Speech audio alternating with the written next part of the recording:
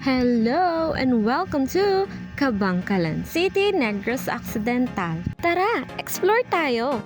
And don't forget to subscribe, like, and follow my account. Alam niyo ba na it's been 20 years bago ulit kami nakabalik dito, kaya naman sobrang saya ko talaga. At sobrang dami na rin nga ng mga nagbago sa lugar na to.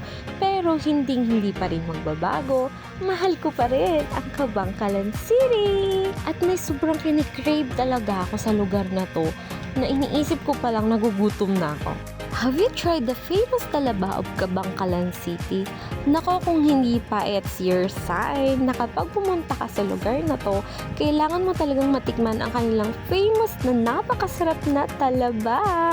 Yes, naka-MJS na nga siya as one of the most masarap talagang talaba sa Pilipinas.